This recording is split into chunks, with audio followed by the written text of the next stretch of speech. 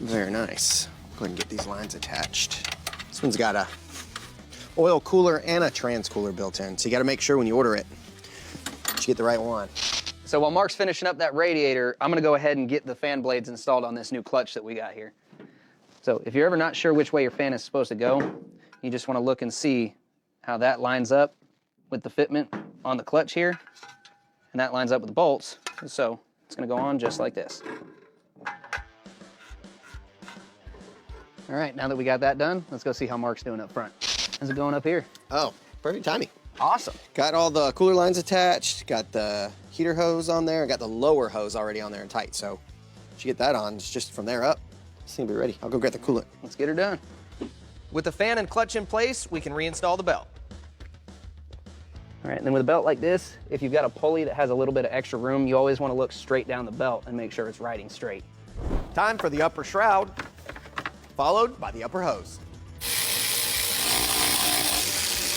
It's time to add some coolant, get the air out of the system, take this thing for a drive. All right, well, we got it all bled, everything looks good, just got the cap on there, ready to take this thing for a ride. You know what?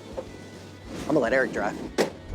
You know, I don't know if we should aim, you know, for the moon with this build. No, we don't need this thing putting rockers on the ground, but to at least be able to lay frame, I think that'll get us into a good spot with the rest of the mini truckers out here.